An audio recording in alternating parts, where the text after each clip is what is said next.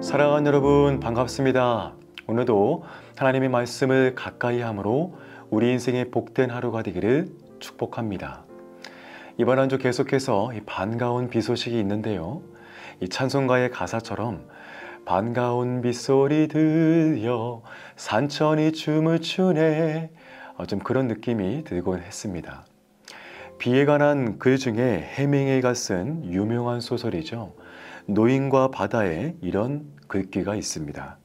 바다는 비에 젖지 않는다. 네. 이 문장의 의미는 아마도 바다처럼 넓은 마음과 포용력을 가지고 흔들리지 않는 사람이 되라는 그런 의미일 것 같습니다. 사랑하는 여러분, 우리 하나님의 사랑은 바다 같은 사랑이십니다. 그분은 언제나 바다와 같이 그 자리에 계시고 또 이 땅의 어느 누구도 기꺼이 품어주시며 안아주시는 그런 분이십니다. 오늘도 반가운 이 빗소리 가운데 바다 같은 하나님의 사랑을 마음에 품으며 승리하는 여러분이 되시기를 축복합니다. 오늘의 말씀을 함께 나누도록 하겠습니다. 오늘의 말씀은 히브리서 9장 9절에서 10절까지 말씀입니다. 이 장막은 현재까지의 비유니 이에 따라 드리는 예물과 제사는 섬기는 자를 그 양심상 온전하게 할 수 없나니 이런 것은 먹고 마시는 것과 여러 가지 씻는 것과 함께 육체의 예법일 뿐이며 개혁할 때까지 맡겨둔 것이니라. 아멘. 오늘 말씀의 이 히브리서 이 9장은 이 구약 시대의 제사장의 또 제사의 모습을 설명하고 있습니다. 이 본장에서는 성막과 성소, 그리고 지성소, 그리고 제사장들의 역할을 지금 보여주고 있는데요. 지금 히브리서의 저자는 계속 구약과 신약, 이 구약의 제사장과 예수님을 비교하면서 예수님의 우월성과 그리고 예수님의 초월성을 강조하고 있는 것입니다. 그리고 예수님은 하나님의 새 언약으로 이 땅에 오셔서 옛 언약의 한계를 극복하고 성취하심을 말씀하고 있는 것이죠. 이 본문 9장 9절에서도 이렇게 말씀을 합니다. 이 장막은 현재까지의 비유니 이에 따라 드리는 예물과 제사는 섬기는 자를 그 양심상 온전하게 할 수 없나니 라고 이렇게 말씀을 합니다. 여기 말씀 가운데 그 양심상이라는 이런 표현이 나옵니다. 이 의미는 구약의 성막의 제사는 의식적인 정결만을 해결할 뿐 사람의 양심을 온전히 정결하게 할 수 없었다는 것이죠.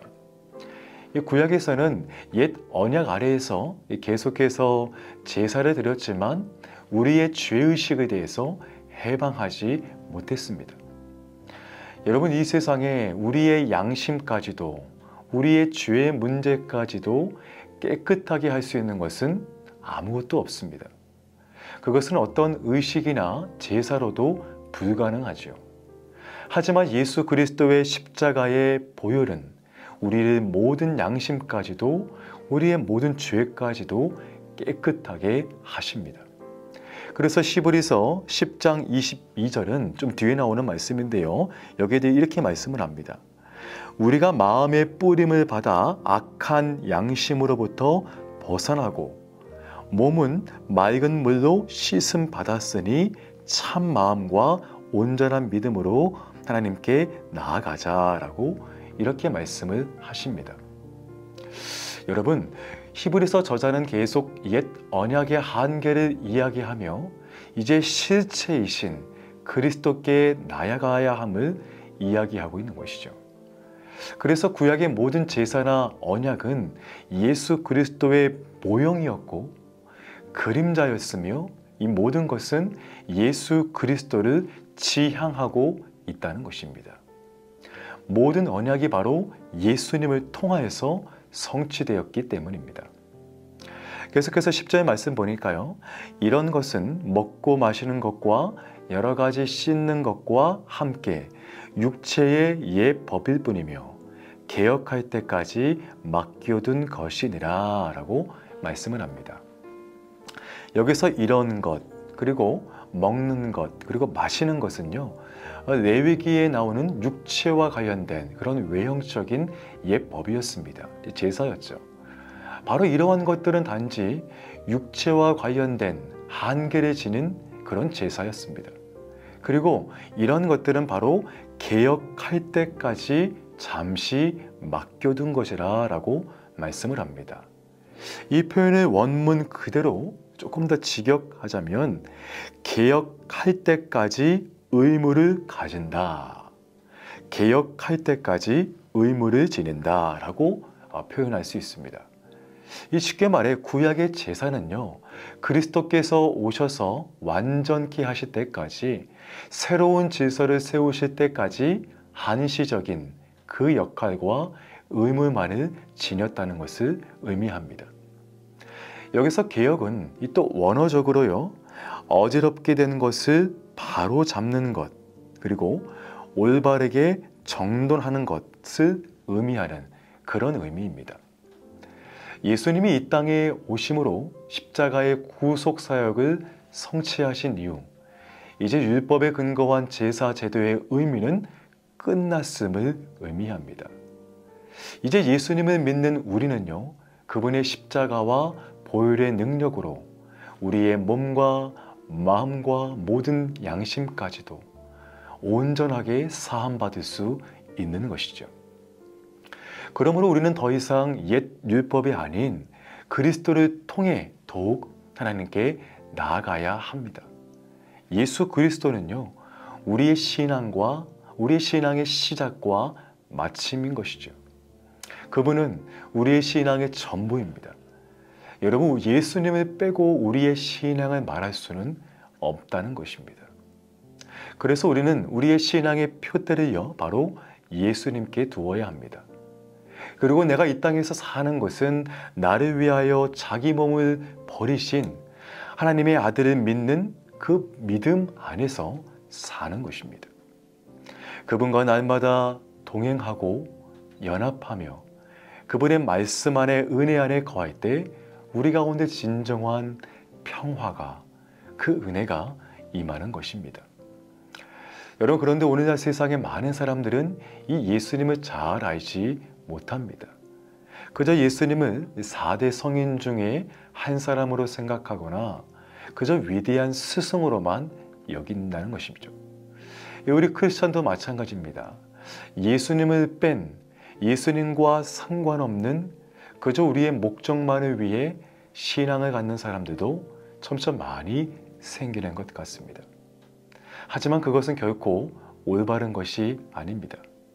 하나님은 예수님을 통해 우리를 그분의 자녀로 삼아주셨습니다. 그래서 우리는 우리를 자녀 삼으신 하나님 아버지의 그 은혜 가운데, 그리고 십자가의 구속을 통한 예수님의 크신 사랑 안에 거하기를 힘써야 하는 것입니다. 여러분, 바로 이것이 성화의 과정입니다. 내가 한번 예수님을 믿었다고 해서, 구원받았다고 해서 그것으로 끝나는 것이 아닙니다. 이 땅에 사는 동안 우리는 언제든지 우리의 믿음에서 실족할 수 있기에, 또 넘어질 수 있기 때문에 우리의 믿음의 주가 되시고 우리의 믿음을 온전하게 하시는 예수님만 바라보고 그분의 고난에 동참하며 날마다 우리의 삶에 예수님이라면 어떻게 하실까라고 하는 이런 생각을 기억하며 그분 앞에서 살아야 한다는 것입니다. 여러분, 그럴 때요, 우리 마음에 그분이 주시는 영원한 평화와 기쁨으로 우리에게 약속하신 하늘나라에 들어가게 된다는 것입니다. 저는 요즘 말씀과 이 찬양을 통해서 계속 하늘나라에 대해 묵상을 하고 있습니다. 계속해서 저에게 좀 그런 감동을 주시더라고요. 하나님께서 우리에게 약속하신 하늘나라는요, 더 이상 눈물과 아픔, 슬픔이 없는 그런 곳이죠. 그곳에서는 하나님은 우리에게 모든 수치를 제하여 주시고 우리의 모든 눈물을 닦아주신다 말씀하십니다.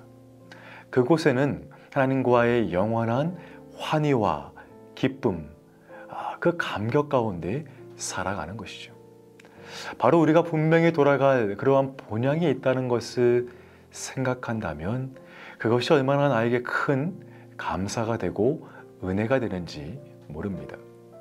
여러분, 하지만 반대로요, 지옥은 그렇지 않습니다. 이 단테가 쓴 신곡에는 지옥이 등장하죠. 그런데 거기서 이 지옥의 문에는 다음과 같이 쓰여 있다라고 기록이 되어 있습니다. 지옥의 문에는요, 모든 희망을 버리고 여기로 들어오라. 이 단테의 신곡에 지옥을 향해서 그렇게 묘사했다는 겁니다. 모든 희망을 버리고 여기로 들어오라. 네, 여러분 상상만 해도 좀 너무나 얼마나 두렵습니까?